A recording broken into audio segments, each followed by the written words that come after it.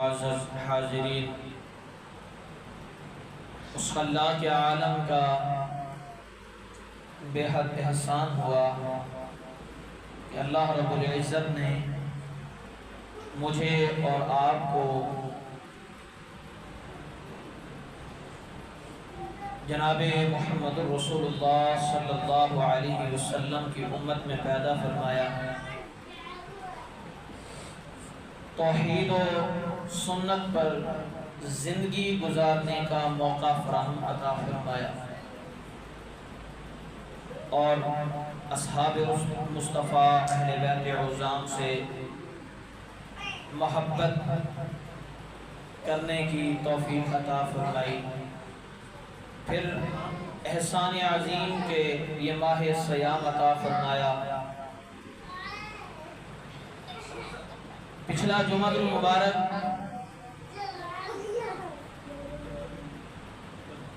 اس عنوان پر تھا کہ ماہ رمضان کو باقی مہینوں پر فضیلت کن خوبیوں کی، کن وجوہات کی بنیاد پر ہے۔ آج کے جمعہ میں انشاءاللہ تعالی العزیز روزے کی فضیلت کے حوالے سے چند معروضات آپ احباب کے گوش گزار کروں گا۔ مالک کائنات مجھے حق سچ کہنے کی، آپ کو سننے کی، اولاً مجھے، ثانیاً آپ کو اس پر عمل کرنے کی توفیق عطا فرمائے۔ ہر چیز کی فضیلت، اہمیت کو دیکھتے ہوئے انسان اس چیز کے قریب جاتا ہے، یا کسی بھی چیز کا نقصان دیکھتے ہوئے انسان اس چیز سے دور جاتا ہے۔ تو اللہ رب العزت نے یہ جو مسلمانوں کو ماہ صیام عطا فرمایا، اس کے روزوں کی بڑی فضیلت ہے، بڑی فضیلت ہے۔ اور اس کی فضیلت کا ایک پہلو یہ ہے، اللہ تعالی اس میں مغفرت اور اجر عظیم کا وعدہ فرما ہے۔ جو بندہ ماہ رمضان کے روزے رکھتا ہے، اس کے لیے مغفرت اور اجر عظیم کا وعدہ ہے۔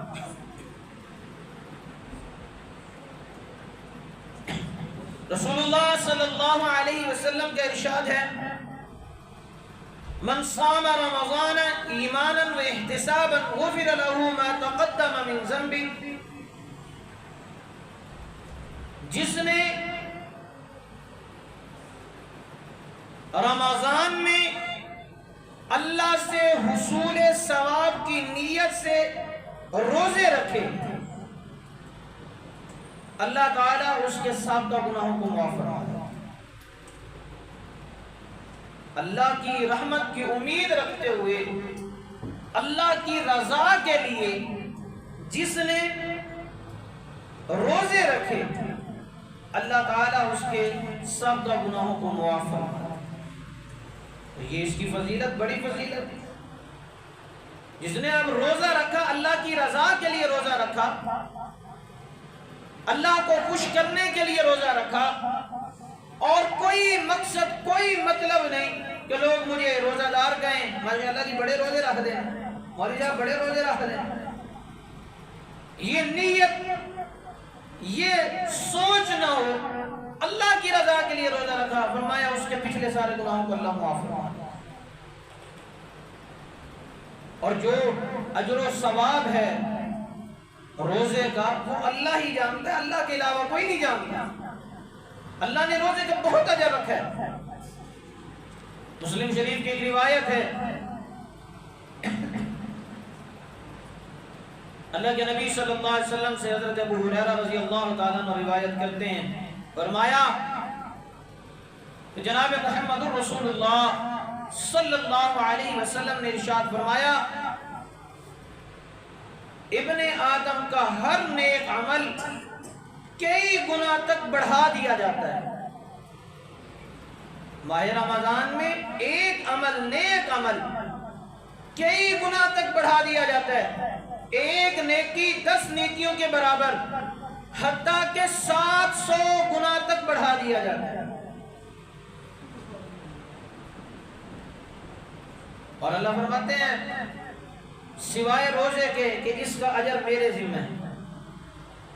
نیکیاں بڑھ بڑھ کے 10 سے 700 گنا، جتنا ایمان اتنا اضافہ، جتنا اللہ پر یقین کامل، یقین محکم، اتنا نیکیوں میں اضافہ، جتنا کم اتنی نیکیوں میں کمی ہوتی ہے۔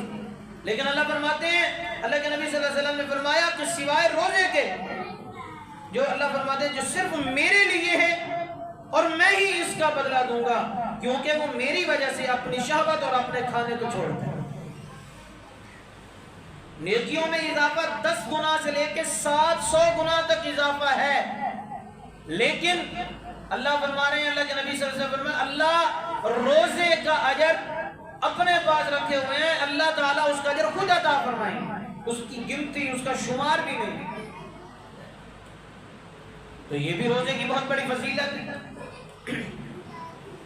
پھر روزہ جو ہے یہ ڈھال ہے، روزہ ڈھال ہے۔ حضرت ابو ہریرہ رضی اللہ تعالیٰ عنہ سے روایت ہے کہ رسول اقدس صلی اللہ علیہ وسلم نے ارشاد فرمایا روزہ ڈھال ہے، اور تم میں سے جب کوئی روزے کی حالت میں ہو تو ناشائستہ باتیں نہ کرے، غلط باتیں نہ کرے، غلط کلام نہ کرے، اور لڑائی جھگڑے سے پرہیز کرے، اور اگر کوئی شخص اسے گالم گلوچ دے یا اس کے ساتھ لڑائی کرے تو کہے میں روزے سے ہوں، میں روزے سے ہوں، ساڑھی زبانیں ٹل جائے یار میں نے روزے۔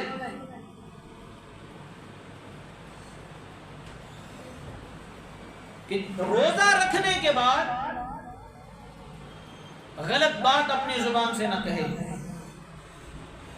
غلط بول نہ بولے، گالم گلوچ نہ کرے، جھوٹ نہ بولے، غیبت نہ کرے، لڑائی جھگڑا نہ کرے، اور اگر کوئی اس سے کرے تو اسے ہاتھ جوڑ کے سائڈ پہ ہو جائے، تو ڈاٹا یار میں جانتا،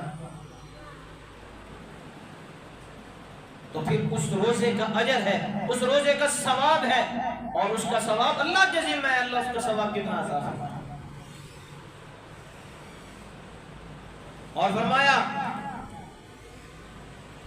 الصیام جنۃ من النار کجنۃ احدکم من القتال، سنن نسائی کی روایت ہے، رسول اللہ صلی اللہ علیہ وسلم نے ارشاد فرمایا روزہ جہنم کی آگ سے ڈھال ہے، جیسا کہ تم میں سے کوئی شخص جنگ سے بچنے کے لیے ڈھال لیتا ہے، اس طرح روزہ انسان کو گناہوں سے بچا لیتا ہے، جہنم کی آگ سے بچا لیتا ہے۔ جب میدان جنگ میں مجاہد اترتا ہے تو اپنے بازو پر ڈھال پہن کے نکلتا ہے کہ تیر سے، تلوار سے، نیزے سے حفاظت ہو سکے، اور جب مسلمان روزہ رکھتا ہے تو یہ روزہ اس کے لیے جہنم کی آگ سے ڈھال بن جاتا ہے، اس کو جہنم کی آگ سے بچاتا ہے۔ تو یہ روزے کی کتنی بڑی فضیلت ہے۔ اور روزے کی اگلی فضیلت باب الریان، یہ جنت کا ایک دروازہ ہے، باب الریان، جو صرف اور صرف روزے داروں کے لیے، صرف اور صرف روزے داروں کے لیے وہ جنت کا دروازہ ہے۔ اور حضرت سہل بن سعد رضی اللہ تعالیٰ عنہ روایت کرتے ہیں کہ رسول اللہ صلی اللہ علیہ وسلم نے ارشاد فرمایا بے شک جنت میں ایک دروازہ ہے جسے باب الریان کہتے ہیں، اس سے قیامت کے روز صرف روزہ دار ہی داخل ہوں گے اور ان کے علاوہ کوئی بھی داخل نہ ہو سکے گا۔ اور فرمایا اور پکار کے کہا جائے گا روزے دار کہاں ہیں، تو وہ اپنی جگہوں سے کھڑے ہوں گے، تو ان کو جنت میں داخل کیا جائے گا، یہاں تک کہ کوئی ایک، سب کے سب روزے دار جنت میں داخل کر دیے جائیں گے، پھر اس دروازے کو بند کر دیا جائے گا، پھر کسی اور کو اس دروازے سے داخل ہونے کی اجازت نہیں۔ کتنی عظمت اور فضیلت اور اہمیت ہے اس روزے کی، کہ اللہ نے جنت کے دروازوں میں سے ایک دروازہ صرف روزے داروں کے لیے مخصوص کر دیا. اور یہ روزہ بروز حشر میرا اور آپ کا سفارشی بنے گا، روزہ دار کا سفارشی بنے گا اللہ کے حضور. روزہ دار کے لیے سفارش کرے گا.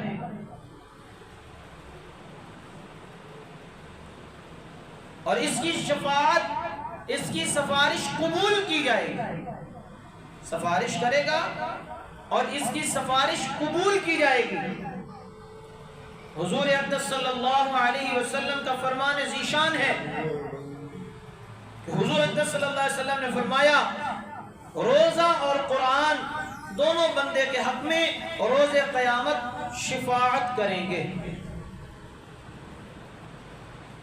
روزہ اور قرآن بروز حشر، بروز قیامت اللہ کے سامنے بندے کے لیے سفارش کریں گے. روزہ کہے گا اے رب میں نے اسے کھانے اور شہوت سے روکے رکھا، اس لیے اس کے حق میں میری سفارش کو قبول فرما، میری شفاعت کو قبول فرما.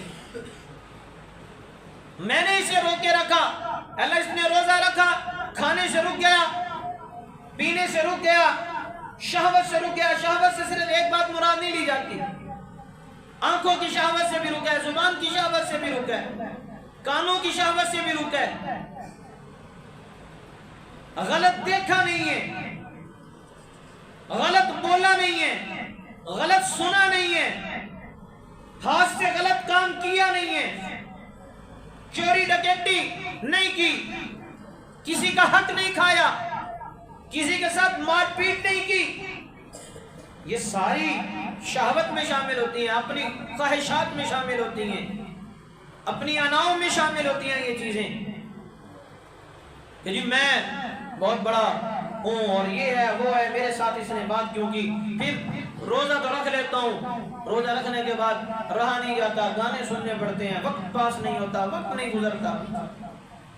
کتنے افسوس کی بات ہے کہ مسلمان کا آج وقت قرآن میں نہیں گزرتا، گانوں میں گزرتا.